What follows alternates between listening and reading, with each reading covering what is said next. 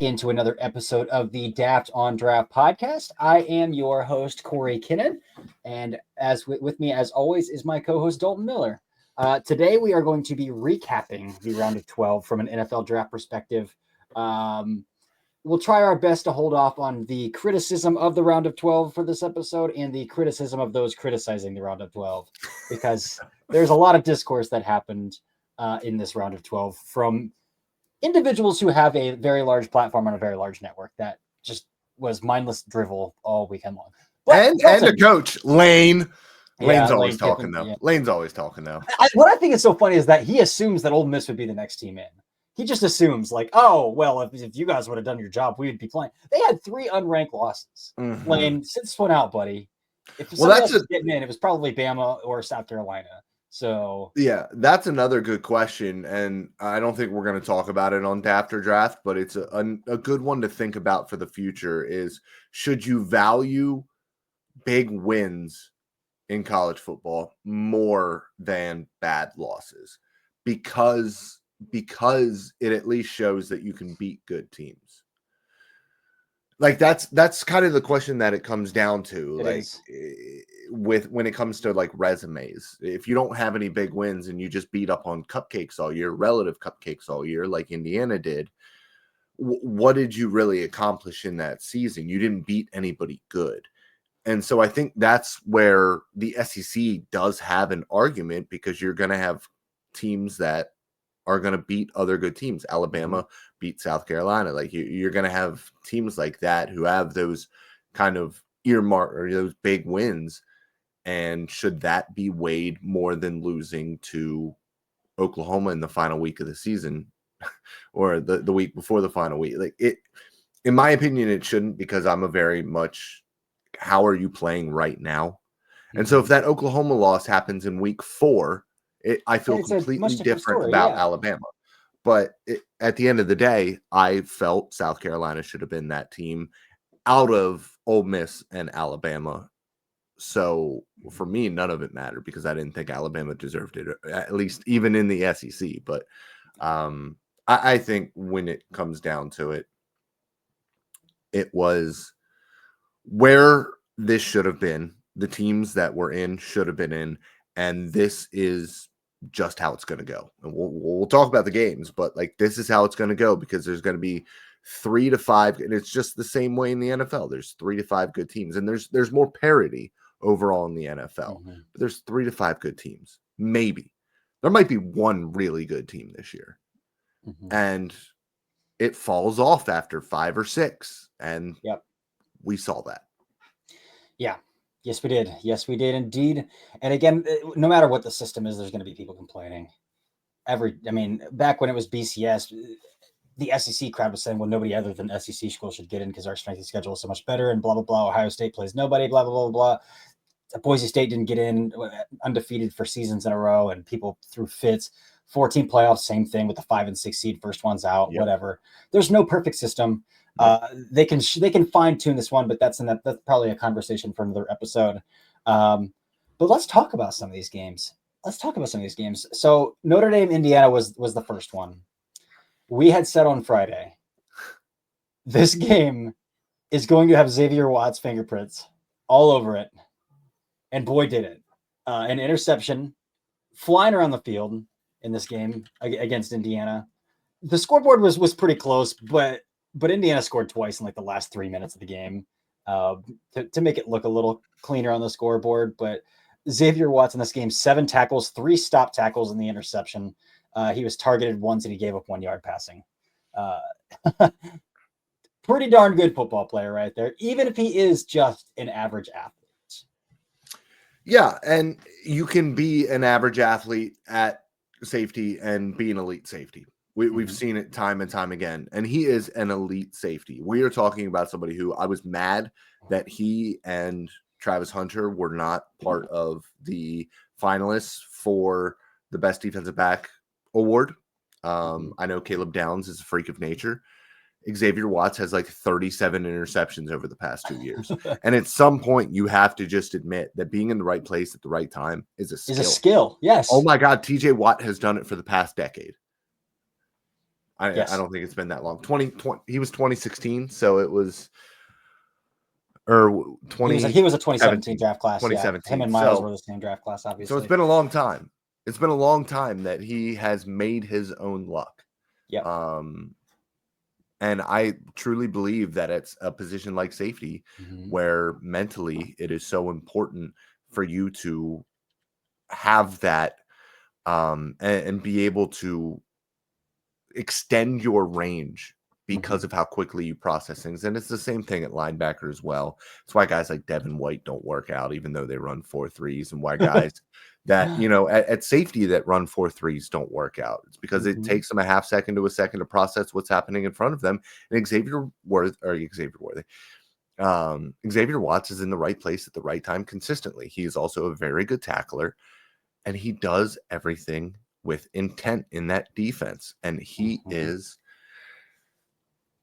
not a first round player because those guys don't go in round 1, but he's going to be a round 2, maybe early round 3 guy. And he's going to start for a decade in the league. I could not agree more. Again, we talk about range a whole lot, and people want to look and evaluate range as like, does he have the speed to cover 3/4 of a field? Does he have the speed to cover half the field over the top? But what it really comes down to, can you anticipate where, like, and can you get a jump on it? And that's something that Xavier Watts can do. And I feel like we've harped about what range is quite a bit on this podcast, but I think Xavier Watts is a good like personification of that. As far as NFL draft prospects, otherwise in this game, weren't a whole lot. I know that CJ West put up a pretty good stat line in the game, despite Indiana getting completely lambasted on the ground. Again, CJ West, a nose tackle for Indiana. He did rack up 3 stop tackles in this game. Again, playing 29 snaps in the A gap and 13 in the B gap. So he's still one of my favorite nose tackle. Every year I have a nose tackle that I just like, I want to root for, that I like kind of watching because they're good at what they do, and what they're asked to do isn't a broad scope role at the NFL level, but like, you put them on the field and they'll do their job, even if it's for 2 downs a drive. And I think CJ West is one of those guys for me this year. Yeah, and listen, it's tough to make a huge impact on the run game overall when they are just absolutely bashing you outside the tackle. Yeah. And that's what they did with Price and Love. And Love had the one big run. He had 98 of his 108 yards on one run. Yeah. We barely saw him outside of that. He was still, I think, banged up, and they were just kind of saving him for Georgia. But Price is a good player as well. And Price, I'm sure, won't declare this year, but he's a back that I've looked at since week 1 for Notre Dame, that like, hey, this is a guy who might have a little bit of juice. Maybe not this year, but next year as an NFL draft prospect. And obviously Jeremiah Love is going to be one of the top prospects in the draft heading into next year. So, yep. Yes, Jeremiah Love only played 22 snaps in this game, 8 carries and 108 yards. So I think we're going to this is, again, an episode for summer scouting and things like that, but we might be having some similar conversations with Jeremiah Love next year that we've had with guys like Caleb Johnson and Nick Singleton. I'm hesitant to say like Ashton Jeanty because we don't talk about top 10 running backs very often, but the kid's good, man. The kid is explosive. So yeah, I think that's probably it from either Notre Dame or Indiana to cover in this game, unless one of those draft eligible defensive linemen for Notre Dame popped out to you, like Howard Cross or Riley Mills or something like that. I mean, the defensive line dominated that game, but not one of those guys. It was kind of both Mills and Cross that were showing out. I think Mills caught my eye a little bit more just during the live viewing. But somebody who caught my eye as well, and I hope that he gets a quarterback that is going to be able to push the ball next year, is Jordan Faison, the sophomore wide receiver for Notre Dame. He's only 5'10", like 180 pounds, but he's a shifty dude who can really separate. So fun little player there for next year. Yeah, for sure. They got some, like, a really fun edge rusher too that I really want to talk about, number 44, and he's a freshman, right? Yeah, he's very young.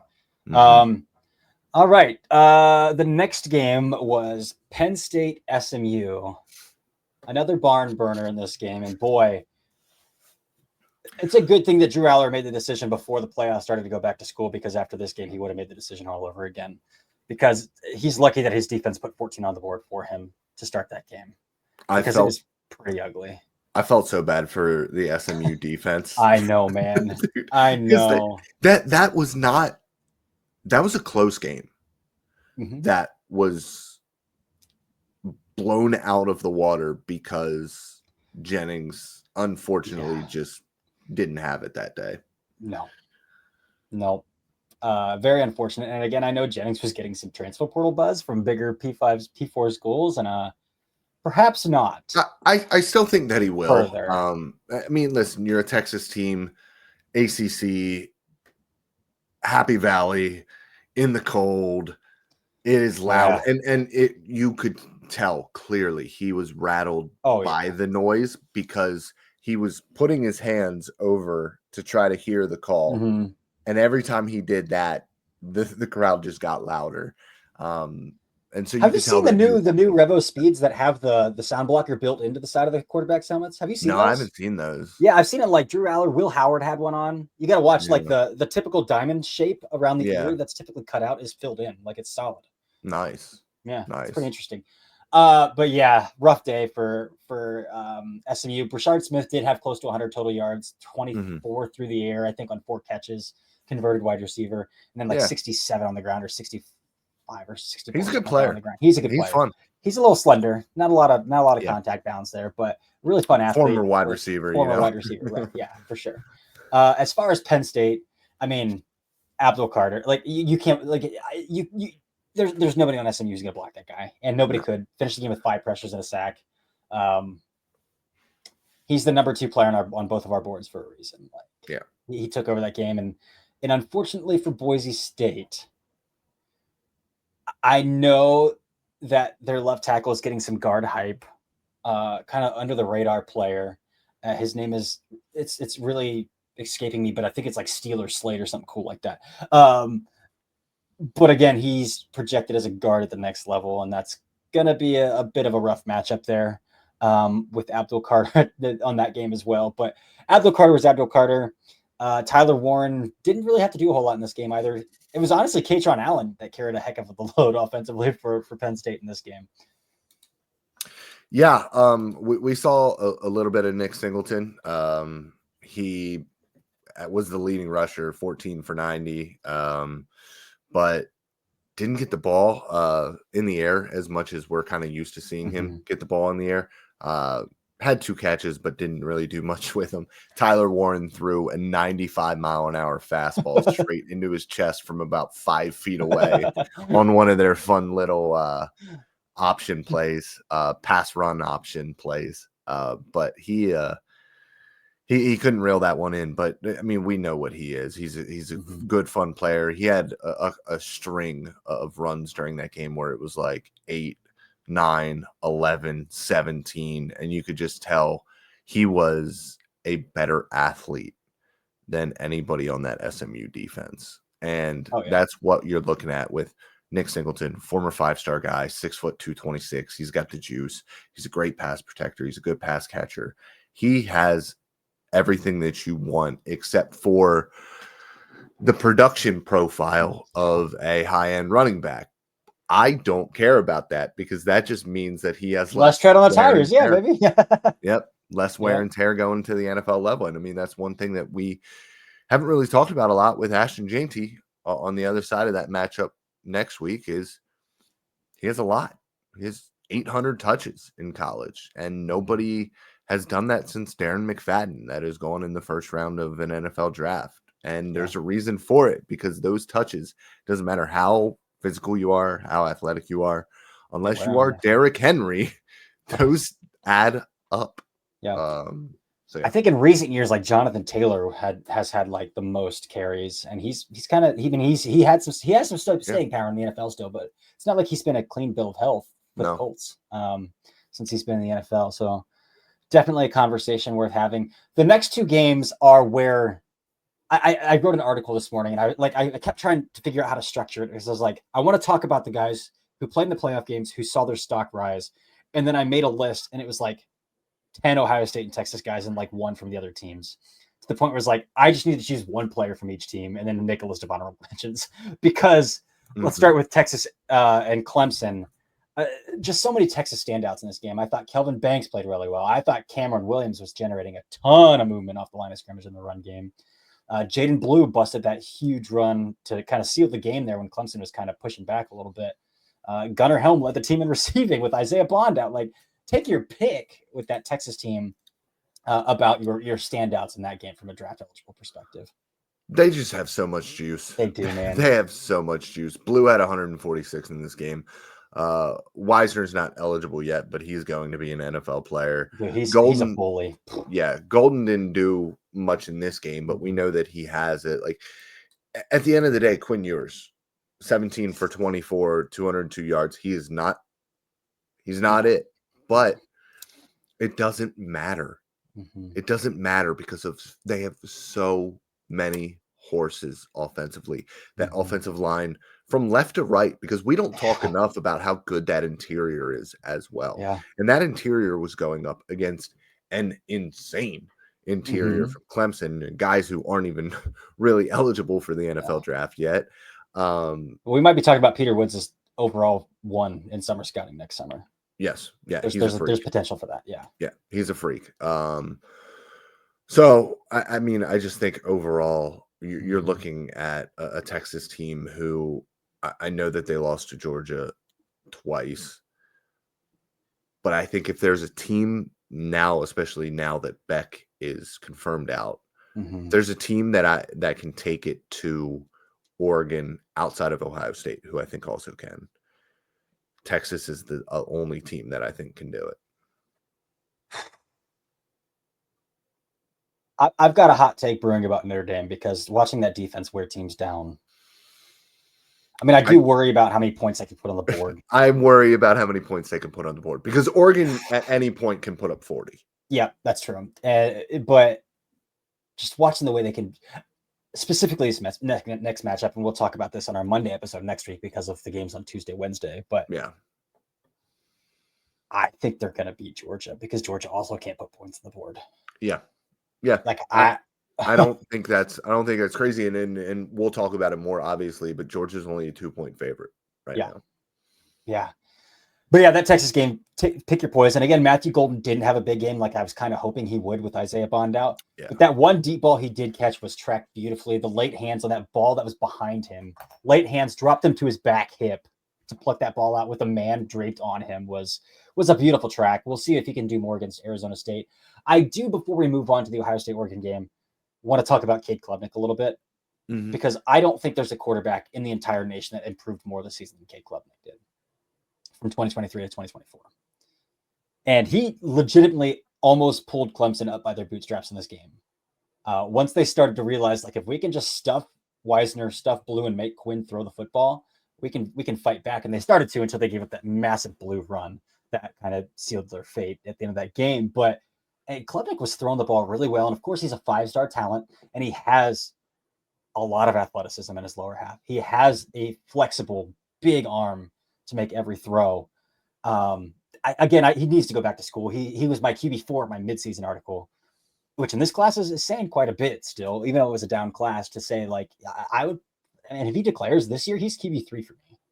Like, I think he's QB3 if he were to declare, which I don't think he's going to. I think he's going to go back. But I do think that Cade Klubnik deserves a shout out for the way that he has improved this year, and specifically the way that in that second half where he really pulled Clemson kind of out of the gutter, pretty much on his back in that second half. Yeah, because that's still a really young team overall. Oh yeah, all of their wide receivers, their top 3 wide receivers are all freshmen. Outside of Antonio Williams, who's their slot receiver, he's a redshirt sophomore or a junior, one of the two. Yeah, but like TJ Moore's a freshman. Number 12, I'm blanking on his name. He's a freshman too. Just young guys out there. Yeah, and it would be cool to see him go back and continue to develop because, first of all, that just gives more juice to the 2026 class, and he's got it, and you want to see him continue to kind of build off that and maybe make less or fewer obviously boneheaded decisions. He definitely has a little bit of the bozo gene to him for sure. Yo, he does for sure. Mhm. Yeah, big time. But so did Drake May the year before he came Oh out. yeah, for And sure. Drake May. Uh, Well, speaking of Drake the May had 20, it the year he came out too. yeah, he did. Speaking of 2026 quarterbacks, I'm probably ready to have a conversation about Nico Yamalaeva, about how he's not anywhere near being a top of the draft quarterback, despite the massive tools in the 5-star ranking. he was The he last was half of the season was utter pitiful, and this he game was specifically was completely terrible. he was completely overwhelmed. That Ohio State defensive line absolutely bullied the Tennessee offensive line. He had Well, no that Tennessee chance. offensive line is putrid. Yeah, he had no Oh, chance whatsoever. no. And he folded pretty much. And just it is what it is. He's still very, very young. He's got a lot of time still. Mm-hmm. But yeah, that If there's a kid I want to see transfer more than anybody, I want him out of that offense and into no, something for real. sure. Yeah. Jeez, man. Just a Just Mickey get rid Mouse of the Mickey offense. Mouse offense. Yeah. Yeah. Get rid of My it. goodness. Force Ole Miss, force Tennessee, force them to have real offenses, please. Yes, for sure. And Missouri, because Bo's going to Frivola, Missouri. So your boy. my guy going to Missouri. So please, real offense. Yes. Now, that Ohio State Tennessee game was poetry. It was poetic justice. It was everything that we needed. Mm-hmm. We needed the SEC to shut the hell up, and there was no better way to do it, because Notre Dame, Indiana, a blowout. I know that it ended up being 27-17. That was a blowout. Yeah. Texas, Clemson, it got close, but Texas was clearly the better team for that game. Penn State, SMU, we all saw that. Yeah. We needed this. Mm-hmm. And Ohio State came in, punched Tennessee in the mouth, and then when Tennessee fell down, continued to punch them. This was the biggest blowout of any of the games. Yeah. And it was exactly what we needed to shut the SEC up for 5 seconds. And I'm not even like an SEC hater. I'm very much on the other side of things. Like the SEC, in my opinion, the way that they recruit, the way that they get the transfer portal, the talent that is in that area, they are the most talented conference in 100%. Football. Well, why play the games if we're trying to base these rankings off of what why team has the most play stars? the games if we are trying to? It makes no sense. No. The games don't even matter. So for me, this was absolutely necessary. And even though I wanted Tennessee to be competitive in this game, and I thought Tennessee might have a chance in this game if the Ohio State defensive line couldn't dominate, well, they ended up dominating. And we talked about that in the episode. That could be the Achilles heel for Tennessee, and it ended up being that way. Didn't help that Dylan Sampson got hurt early in the game as well. Yes. But even with a healthy Dylan Sampson, it wasn't. Nothing was happening. No, you can spread Ohio State's defense out all you want, but they've got some horses at the second level and the third level. That Simon hit on Nico that broke his helmet. Mm-hmm. That's going to give that kid some hype. On top of being 6'2", 240 and running a 4.8 or 4.4. Yeah, for sure. I really like Sonny Styles. Again, I don't think he's coming out this year, but if he did come out this year, I think he'd be one of the top 3 linebackers off the board. Yeah. Again, he's only 19. He reclassified his senior year of high school as a freshman in college, so he's a true junior, but he's 19. He's going to go back to school. Yeah. From the Ohio State side, like throw a rock and you hit some like an NFL draft prospect who played really, really well in this game. I don't even want to talk draft prospects right now. Jeremiah Smith is unreal. Oh my God. I don't. He's not Megatron because he's not 6'5", 250, but I mean, we could do a draft on this if we wanted to. We already have it planned out, so we're probably not going to. But like, the New England Patriots would take him 3rd overall. The Jacksonville Jaguars might take him 2nd overall if he were draft eligible this year. I do find it hard. I find it hard to pass on Carter and Hunter. But for the Patriots, who have no talent for their quarterback, but he's a freshman, and like if you could draft him at 18, he's a freshman, but he's freaking 6'2", 210. Yeah, like he's a freak. I mean, man. He's special. That's my hot take is he would go 2nd overall if the Patriots or even the Jaguars, I think, held that pick. Yeah. Well, the Jaguars might take Travis Hunter. If the Patriots held that pick, he would go second overall. I was talking to my dad about it, and I said he should play next year, and then just pull a Jamar Chase and sit out his junior year, and just not play. There's no reason to risk getting hurt. No. He's gonna be a top 5 pick. Yeah, and this is where we had a draft on this a long time ago, at the beginning of the season. But this is where the NCAA and the NFL specifically, I think it's an NFL rule, not an NCAA rule, needs to say these kids are getting millions of dollars anyway at the college level. And again, they need to handicap it in some way where not every freshman is coming out and declaring for the draft, right? But there's an advisory board for a reason. There's an advisory board for a reason that underclassmen submit paperwork to. They give them a grade of either first round, second round, or go back to school. If the advisory board gives a freshman a first round grade, let that kid come out. He's making millions anyway at the college level. Let the kid come out. Because this is a case where what more is Jairus at 6'2", 220, that dude tracks the football extremely well. He's explosive on the linear path. He runs crisp routes with the football in his hands. He's extremely hard to bring down and makes people miss. He's 18 years old, 19 years old, and there's not a hole in his game. And his body's pretty freaking developed. So why does this kid need to keep playing college football?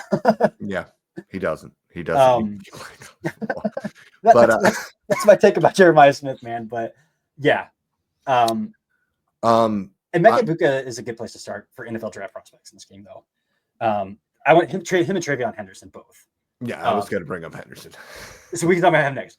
Yeah. That track where in the first half where over the middle, Howard threw that seam ball to him, and that defender isn't even looking at the football, but completely draped up over him, hands in the air, and then Mecca Buka found a way to track that ball and find it and bring that in is unbelievable. I love Matthew. Sick throw too. It was a sick throw. Yes. Credit Will Howard. I love Matthew Golden for being refined, even though he doesn't have top end explosiveness or top end athletic traits, for doing all of the little things well. And Emeka Egbuka is that as well in a 6 foot, 210 body, 215 body. And he's been this player for 3 years now. Yeah. He just got hurt. The kid needs to go first round. And I would question, there might be NFL teams who like him more than a guy like Luther Burton or a guy like Ted McMillan. I don't think he's going to go wide receiver 1, but I think you can make an argument that he could be a second receiver off the board. I think when you look at JSN and what he's developed into in Seattle, very similar athletic profiles. Spider-Man meme. Yeah. Between those two, just professional route runners, guys who can get open, have good size, lack kind of the top end juice that we kind of covet in NFL wide receivers, but he's going to get open at the next level. He just will. Yep. Travion Henderson, you go first on this one. One of my 5 favorite players in this draft class. I've fallen in love with running backs who can pass protect. Mm-hmm. He's got that in spades. He might be the best pass protector I've ever seen at the position. And I think Nick Singleton might be a little bit more physically dominant in it. But Travion Henderson, man, you can tell Tony Alford coached him for 3 years because that dude is technically sound as a pass protector. But in this game, it was all about the explosiveness, and he's always had that explosiveness in him. He's a fantastic pass catcher out of the backfield as well. He is a 3-down back at the NFL level, and you might be able to get him in round 4 because of his foot. Yep. And that is what I'm waiting for. I'm waiting to see the hairline fracture is a big deal. The fracture of the foot and what comes out of that from Indy, because that is a big deal in a running back. So, I mean, you're looking at somebody who could legitimately be the steal of the draft if he's able to stay healthy at the NFL level. Yeah. Quinshon Judkins is probably going to get drafted before him, but boy, I vastly prefer. Yeah. I think he's a much better player. I'm very low on Judkins. Every time I watch him, I'm like, this guy's ankles are way too stiff. This guy's ankles are so freaking stiff, and he has no patience. He just wants to run over anybody in his gap. That's my thing. I just don't see what, and I've never really seen what separates him and put him in the conversation with the rest of these guys. I know that he produced like crazy, but he was in that fake offense too. Yeah. Donovan Jackson, as a left tackle, did not give up a single pressure. Again, he's going to be a guard, but this was his best tackle game. Yeah. again, James Pierce mostly comes off the right or the left side defensively, right side offensively anyway. Yeah. So not a lot of one-on-ones there. But Mm-mm. also, I just don't think James Pierce played very well in this game. I know he blew up that one screen. But outside of that, you didn't really hear all that much about him in this game. Donovan Jackson, somebody who I think I've ended up kind of rounding out being higher on than most people at left guard. Yeah. He's got like 35-inch arms at guard, and that shows up with him as a pass protector from the guard position. But it's always been more of a mental thing for me and a consistency thing for me. Mm-hmm. There's a lack of there's guys, and I'm trying to word this without like saying that he's soft, because I don't think if you like a mental fortitude, like if you get into a rut, can you pull yourself out of it, or are you gonna let it compound? Yeah, and not even that, but it's more like there's guys who, and you see it a lot with tight ends, they just don't use their hands when they're meeting guys in space. They try to use their bodies to block and then follow with the hands, and it's almost like they're afraid that they're going to break a finger. And you just can't really be afraid to break a finger if you're an offensive lineman. And I see that when he's on the move a lot, where he just kind of refuses to use his hands. And that hurts his consistency when he's on the hoof. And he's a phenomenal athlete. Great length. I want a little bit more consistency. If he had more consistency, we were talking about a guy who was OG1 and a top 15-ish pick. But I think right now, between the two of them, I think Tyler Booker is OG1, true OG1, the better left guard. And I think there's a chance both could still go in the first round. I think so too. Especially, I mean, you just have to look at the landscape of the NFL, and just every single team is bleeding for offensive players, offensive linemen. This is my biggest pet peeve about like layman fans. And I hate to like call out and throw like layman fans under the bus, because like, I don't want to be pretentious or whatever, but like, every single NFL fan base is like, oh no, you need to draft offensive linemen. Well, it's like, yeah, every team needs to draft offensive linemen. Like, there aren't enough good offensive linemen in the NFL. So that's why even in a bad like offensive tackle class at the top, we're going to see a lot going the first round. Yeah. Just because the NFL's bleeding for them. Boy, I think we got to talk a little bit about the two Ohio State edge rushers, even though we're both going to come in pretty low on them. They both had 2 sacks in this game. I think Jack Sawyer had a sack and a half. I mean, they again, Tennessee's offensive line has no NFL talent on it, but definitely worth bringing those guys up as well. And Tyreek, again, flashes a little bit of a pass rusher early on. Like he was in the backfield every freaking play in the first quarter. Yeah. But again, he's going to be more. He hasn't done it enough, in my opinion. Yeah, I agree. And Sawyer knocked a pass or two down as well in this game. He's got that TJ Watt kind of. You mentioned the TJ Watt create your own luck thing. He had an interception in Michigan as well. He's kind of got that wherewithal to get his hands on the football. Yeah, he does. He does. I mean, he's got like 32-inch arms, so he needs to be able to do something if he can't get through. So, But we mentioned James Pierce a little bit. Outside of that, I don't think there's a Tennessee player worth talking about that really popped in this game. So that brings us to the end of this episode of the Daft on Draft podcast. Again, we're going to push off our next week preview till our Monday episode, which is usually when we do our recap. But again, there's no playoff games this weekend, and not until Tuesday, Wednesday, New Year's Eve, New Year's Day. So we'll bring it to you on Tuesday and record on that on Monday night. Again, we'll have a Christmas schedule. We'll have Daft or Draft on Christmas Eve, and then we will be back. Our Friday episode, we'll do players 16 through 20 on our big board, which is exciting. So, but that is it for now. I am Cory. That's Dalton, and this has been the Daft on Draft podcast. Well,